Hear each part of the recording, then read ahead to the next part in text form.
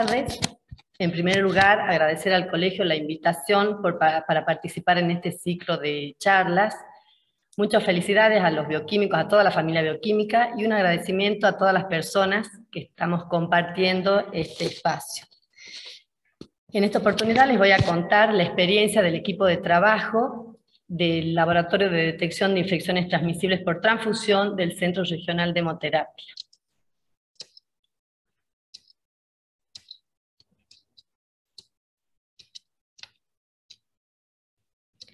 Ahí está. Debo comenzar compartiendo con ustedes conceptos generales para poder entender cuál es el rol o el papel que toma la ciencia bioquímica en la hemoterapia. Vamos a definir, en primer lugar, a la hemoterapia como una especialidad de las ciencias de la salud que se caracteriza por ser multidisciplinaria, que desarrolla o necesita desarrollar un trabajo en equipo coordinado entre diferentes actores que actúan en distintos ámbitos, pero trabajando en forma coordinada. El conjunto de las personas que hacemos hemoterapia sirve de puente o conexión entre la comunidad sana y la comunidad enferma. Hay múltiples procesos que incumben a la hemoterapia, como la promoción de la donación de sangre, colectar, analizar, calificar biológicamente la sangre colectada, producir hemocomponentes, etiquetar, liberar, compatibilizar y transfundir. Para entender mejor la hemoterapia podemos presentarla en sus distintos procesos. Hay distintos procesos que constituyen la hemoterapia como una cadena donde están concatenados todos estos eslabones. Entonces empezamos con la promoción de la hemodonación, que son todas las actividades que nos llevan a procurar la materia prima, que en este caso sería la sangre de los donantes.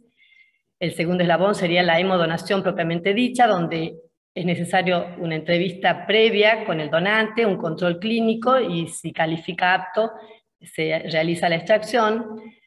El tercer eslabón sería la producción, en la cual tenemos que diferenciar dos ámbitos, una de fraccionamiento, que es la producción de hemocomponentes, y otro de la calificación biológica de esa sangre extraída.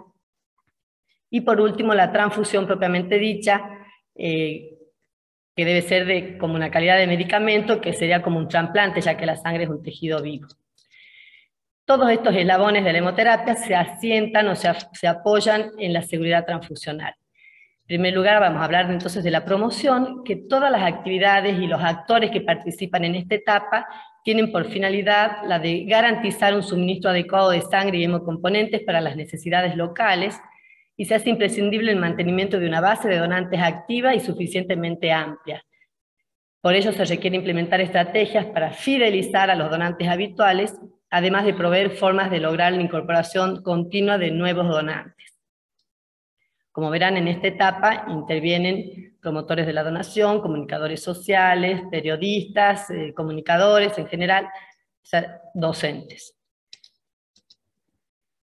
La hemodonación era el segundo eslabón de la cadena de la hemoterapia, y acá tenemos que considerar la atención integral del donante, donde el donante debe calificar apto para poder efectivizar su donación. Existen condiciones y requisitos a cumplir para que pueda hacerlo.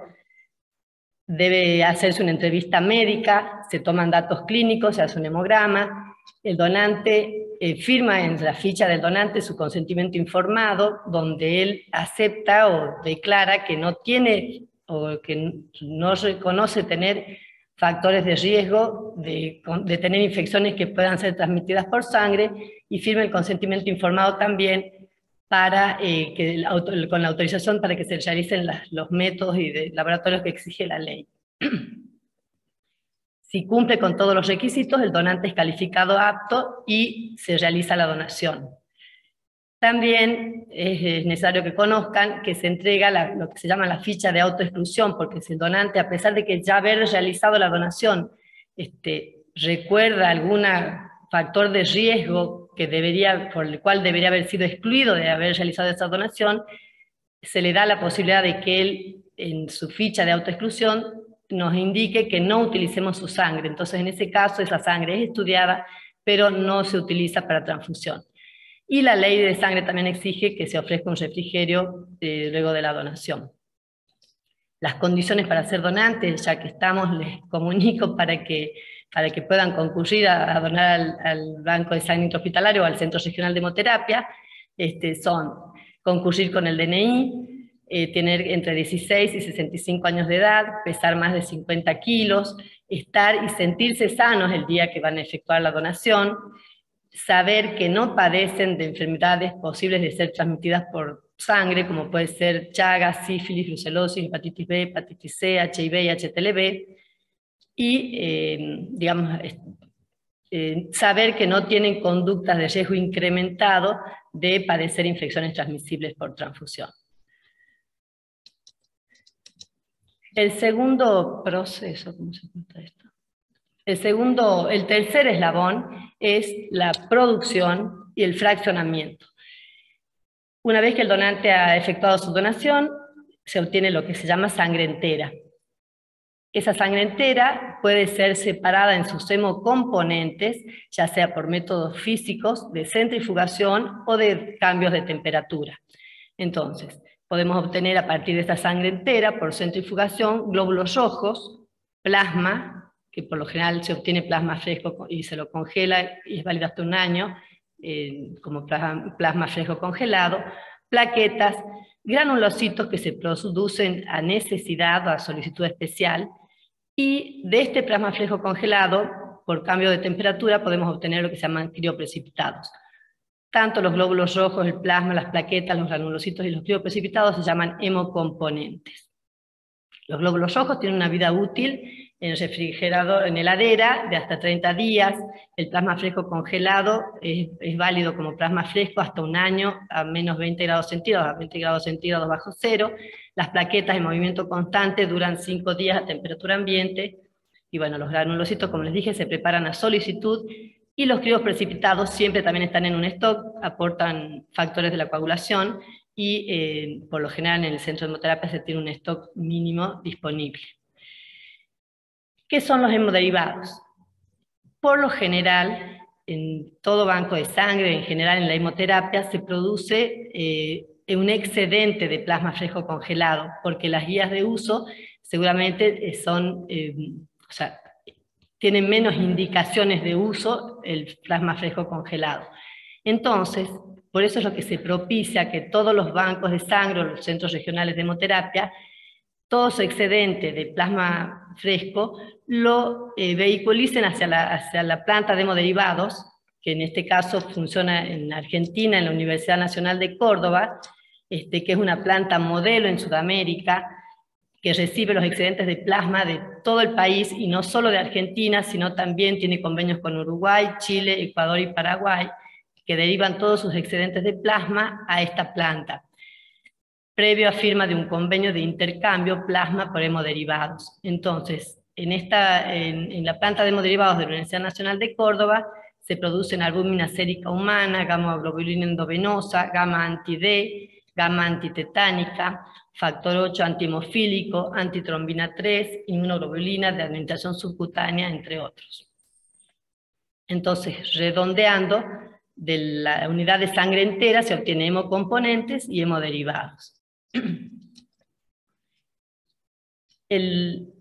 La otra área de la producción era la calificación biológica, que es donde entramos los laboratorios de inmunoserología, que hacemos la detección de infecciones transmisibles por transfusión, el laboratorio de biología molecular, que hacemos detección viral de HIV, hepatitis B y hepatitis C, y el laboratorio de inmunohematología, donde se hace grupo factores RH y anticuerpos irregulares. En cuanto a la transfusión, que sería el último eslabón de la hemoterapia, son necesarias para salvar o mejorar la vida de niños con anemias graves, en madres con emergencias obstétricas, en pacientes con hemoglobinopatías, pacientes con cáncer, pacientes trasplantados, pacientes con enfermedades crónicas relacionadas con la edad, como por ejemplo hemorragias causadas por problemas vasculares y cirugías ortopédicas, y personas heridas en accidentes. Esas serían las indicaciones transfusionales, para que usamos la sangre. Para poder entender el rol de la ciencia bioquímica en la hemoterapia, vamos a hacer un poco de historia. Y con la epidemia del HIV-Sida en la década de 1980-1990, ocurrió, digamos, la infección de muchos pacientes hemofílicos por la aplicación de hemocomponentes y hemoderivados contaminados. Entonces, a partir de ese momento, muchos países de Europa como Estados Unidos comenzaron a hacer una revisión de sus sistemas, estructuras y programas nacionales de sangre. Con la idea fue de centralizar estos sistemas de sangre, buscando un mayor control del procesamiento y análisis de los hemocomponentes. ¿Por qué? Por la cantidad de personas infectadas por HIV, que eran pacientes hemofílicos que recibieron hemocomponentes y hemoderivados contaminados. La Organización Mundial de la Salud, trabajando en esta línea, en el año 1993, establece o forja la cultura de la donación de sangre de manera que éstas sean donantes voluntarios, altruistas, solidarios, habituales, y que se disponga en cada país de sistemas nacionales de sangre planificados con presupuesto adecuado y que sean prioridad de la atención sanitaria. En el 2014, los países de la región de las Américas reafirmaron su compromiso con la salud universal a través de la aprobación del Plan de Acción para el Acceso Universal a la Sangre Segura 2014-2019, donde se proponían buscar la donación voluntaria, habitual y solidaria de sangre, y la implementación de estándares de calidad y de seguridad en sus productos. En Argentina, en noviembre del año 1983, se sanciona la Ley Nacional de Sangre, que es la Ley 22.990, que es la que regula todas las actividades relacionadas con la hemoterapia. El decreto 1338 del año 2004 aprueba la reglamentación de la Ley 22.990 y en ese momento establece que se cree una comisión para trabajar en la elaboración de las normas técnicas y administrativas que deberán irse actualizando según el avance de la ciencia o de los avances científicos. El espíritu de la Ley Nacional de Sangre es garantizar a todos los habitantes el acceso a la sangre y sus componentes y derivados en tiempo y forma, en calidad y cantidad suficiente, favoreciendo la formación de reservas, preservando la salud de los donantes y protegiendo a los receptores. La provincia de Salta, por decreto 2191 del año 2006, aprueba la firma del convenio marco de adhesión al Plan Nacional de Sangre. O sea, desde el año 2006 nosotros tenemos la obligación de adherirnos y hacer todo lo establecido en la ley nacional.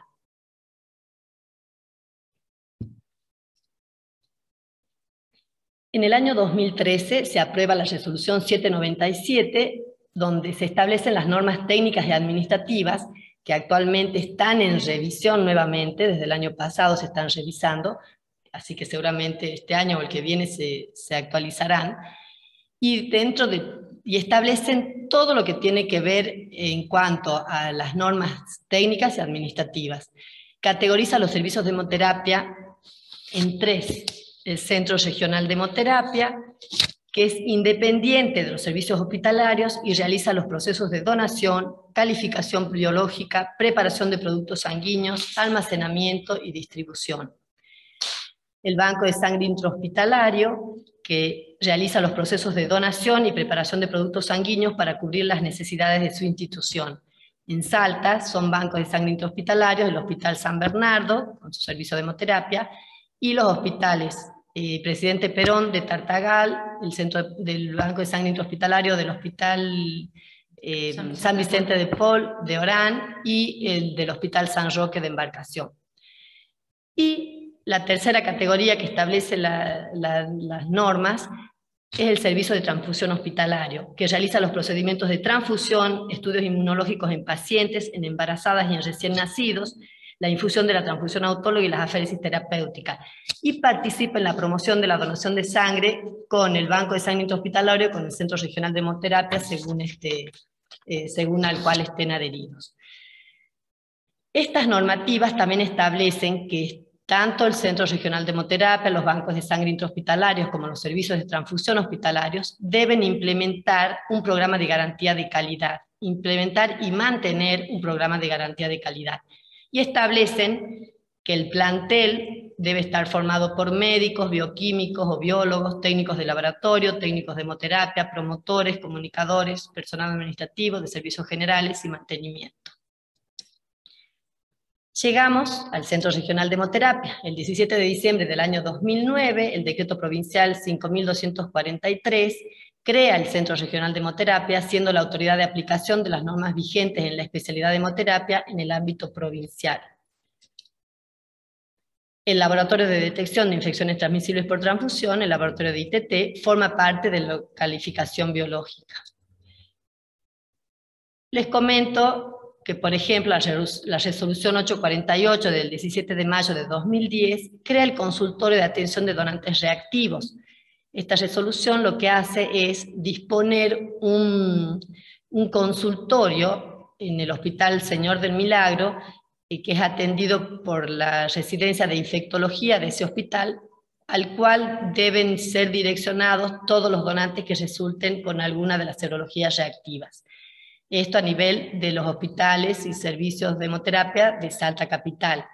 Y establece también esta misma resolución que en el caso de los hospitales cabeceras del interior, en Orano y Tartagal, deberán direccionarse a los médicos infectólogos de esos hospitales. También en la resolución 1065 del 22 de junio del 2010, firma el convenio de intercambio plasma y hemoderivados entre el Centro Regional de Hemoterapia y la planta de hemoderivados de la Universidad Nacional de Córdoba. Previa o posteriormente a la firma del convenio y para poder empezar este intercambio fue necesario la visita de personas de la planta de hemoderivados para que se adecúen y se establezcan todas las exigencias que están contempladas en este convenio para poder empezar a mandar mensualmente el excedente de plasma.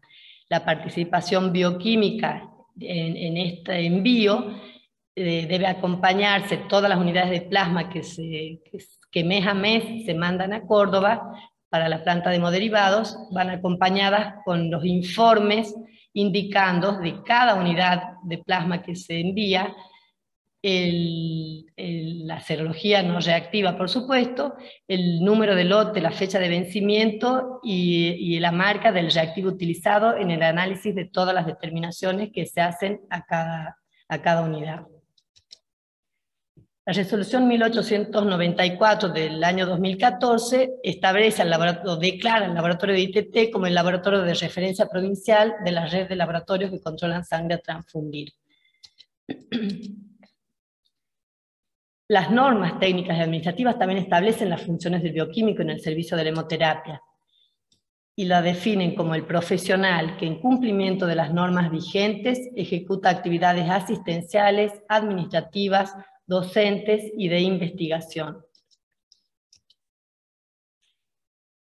La calificación biológica, nosotros en el laboratorio de ITT la tenemos como dividida en dos laboratorios, de inmunoserología, o sería una calificación biológica inmunoserológica, donde toda muestra de donante de sangre es estudiada para los marcadores que se detallan acá. En el caso de la sífilis, anticuerpos digamos no treponémicos, nosotros realizamos principalmente la RPR, también la BDRL. Para pruebas, para confirmar algunas de estas determinaciones, nosotros mandamos muestras al Hospital Señor del Milagro, donde nos hacen métodos treponémicos. En el caso de brucelosis, utilizamos el rosa de Bengala o la reacción de Hudson. Para Chagas, la ley nos exige la determinación de dos métodos, una dupla serológica, buscando anticuerpos contra antígenos lisados del virus, del parásito, perdón, donde en este caso usamos un método de ELISA, de enzima inmunoensayo, y anticuerpos contra antígenos recombinantes del parásito, que es quimioluminiscencia. En el caso de hepatitis B, nos exige la ley estudiar el antígeno de superficie y el anticuerpo anticore, se hacen por quimioluminiscencia en la actualidad en el laboratorio. En el caso de hepatitis C, nosotros realizamos anticuerpos de hepatitis C, las veces que por algún motivo no tenemos biología molecular, la exigencia de la ley es que se haga el combo de antígeno-anticuerpo de hepatitis C. Para HIV utilizamos las pruebas combo antígeno anticuerpo de HIV y para HTLV, anti-HTLV1 y 2 por quimioluminiscencia.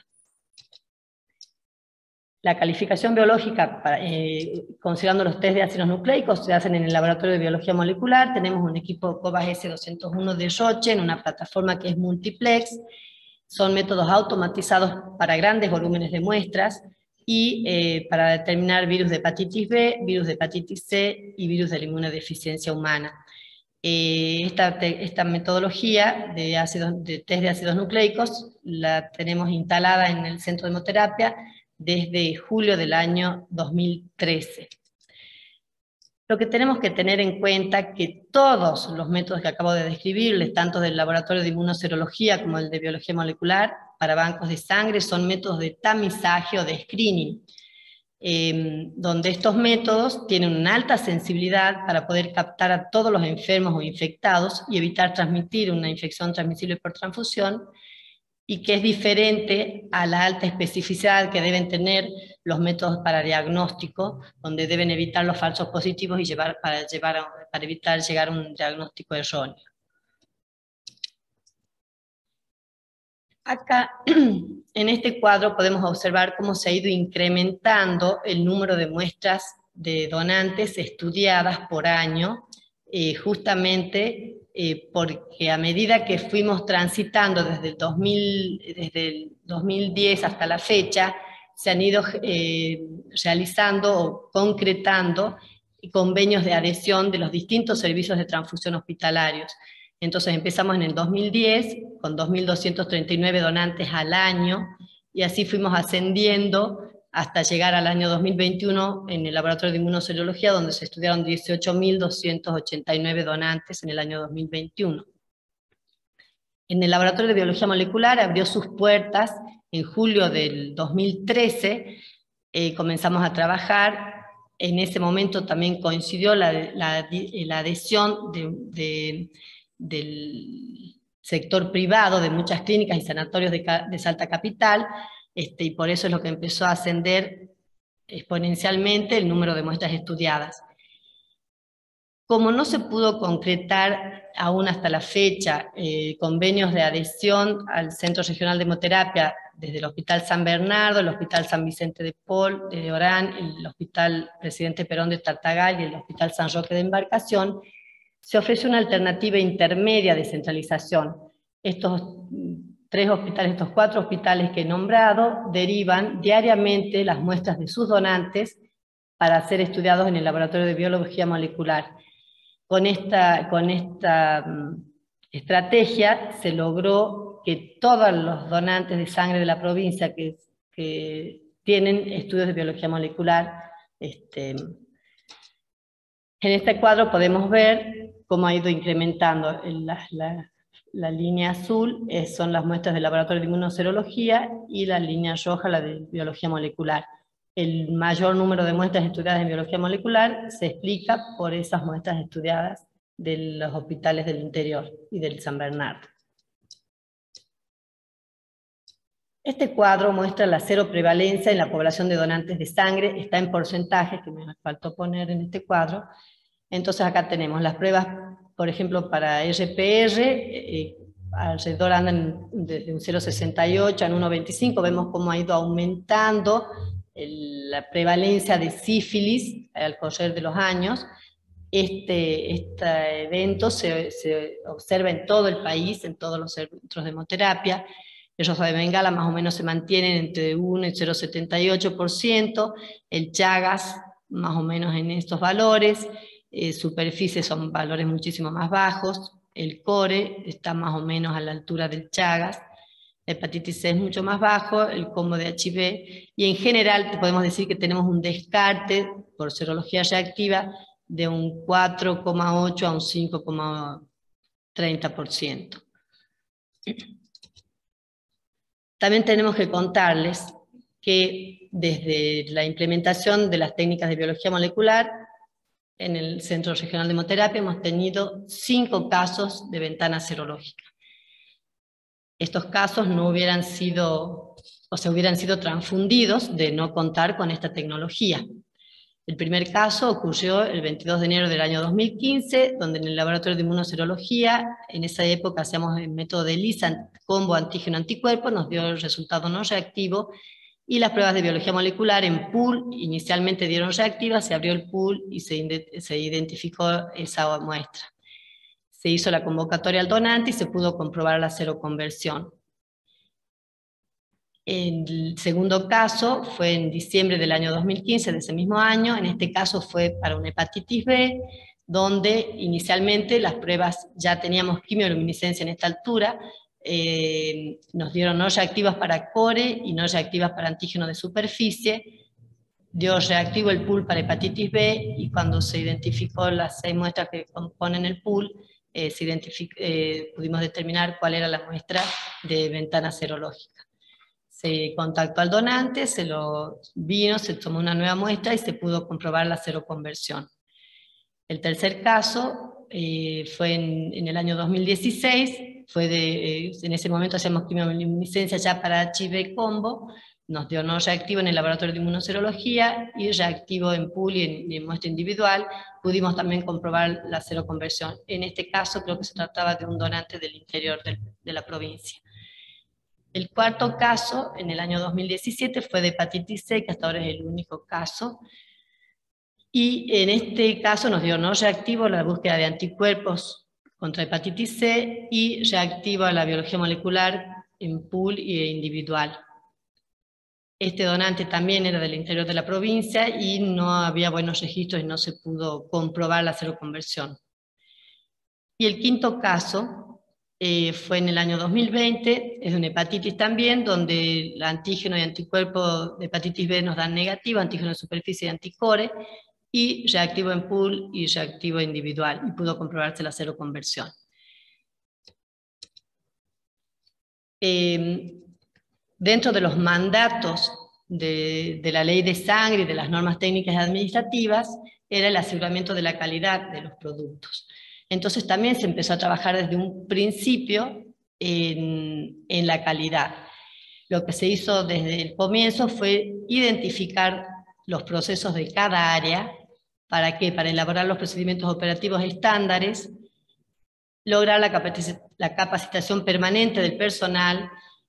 Hicimos siempre el pensamiento basado en los procesos, se hizo el planteo de objetivos, metas e indicadores de cada sector, y se elaboraron las matrices de riesgos y oportunidades. Todas estas acciones tenían por única finalidad tratar de contribuir a la seguridad transfusional.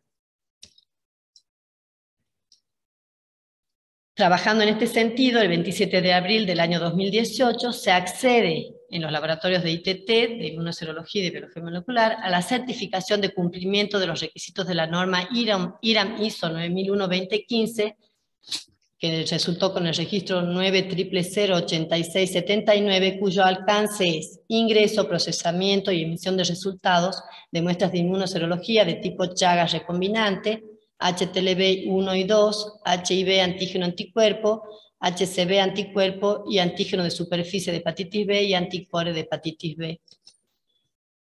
Ingreso, procesamiento y emisión de resultados de muestras del laboratorio de biología molecular de tipo HIV ARN, hepatitis B ADN y hepatitis C ARN. En diciembre del mismo año 2018 se amplía el alcance a ingreso, procesamiento y emisión de resultados de muestras de inmunoserología de tipo Chagas lisado, método ELISA, anticuerpos para sífilis no treponémicos, método de aglutinación manual, y anticuerpos para brucelosis, método de aglutinación manual. El 26 de abril del 2021 se obtuvo la recertificación en estos 3 procesos.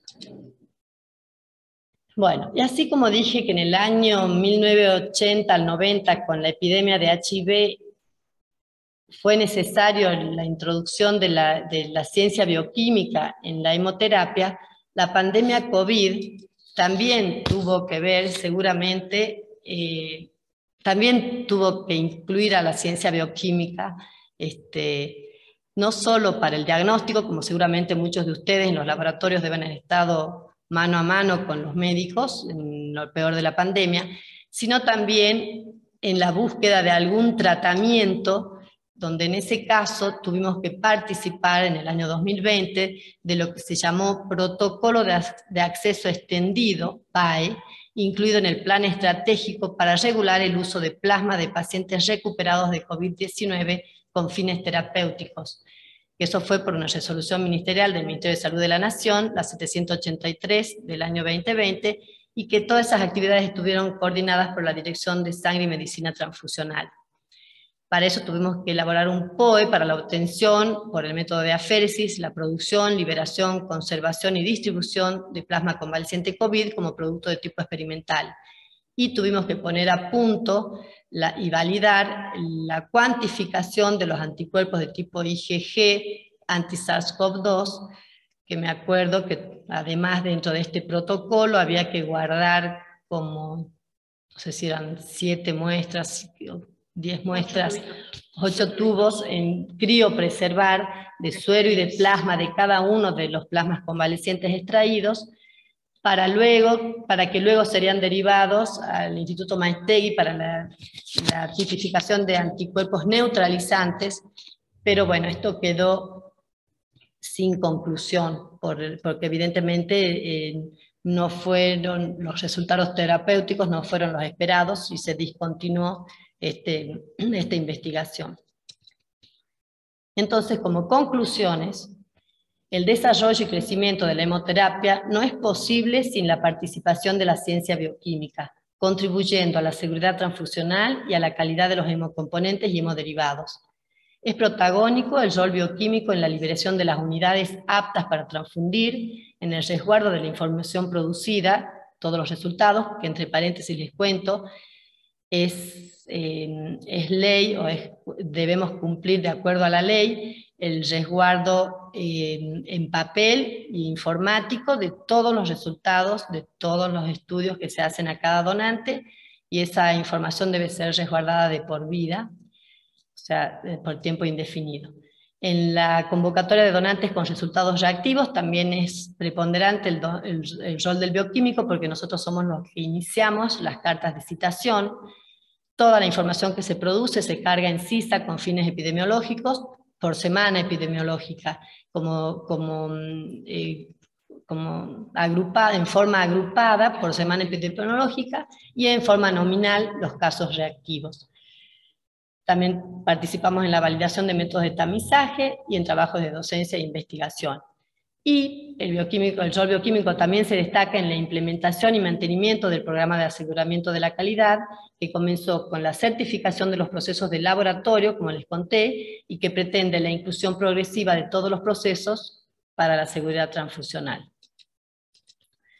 Este es nuestro equipamiento. El Da Vinci, este es un autoanalizador de ELISA, que ya tiene sus varios años, pero lo mantenemos y lo queremos mucho. Los autoanalizadores de quimioluminiscencias Architect y 2000, tenemos 2, para que sirva uno backup del otro. Y en biología molecular, que tenemos el Hamilton, el AmpliPrep y Tagman. Este es nuestro equipo de trabajo. Los que participamos ahí, estamos algunos repetidos en la foto, porque no tenemos uno de todos juntos, por los horarios. Y ya que estamos, los invito a que el 14 de junio, que es el Día Mundial del Donante de Sangre, porque se conmemora el nacimiento de Karl Landsteiner en Viena, que fue el que estableció la tipificación de los glóbulos rojos en el grupo ABO, y que hasta la actualidad se sigue utilizando, es, digamos, una técnica que nunca se dejó de usar. Entonces, en honor a Karl Landsteiner, es lo que el 14 de junio se instituyó como el Día Mundial del Donante de Sangre. Entonces los esperamos a todos en Bolívar 687, de 7 a 17, que es para que donen su sangre. Tiene que concurrir con su DNI. Muchas gracias. Y esta es la puerta del centro y el camión de colectas externas.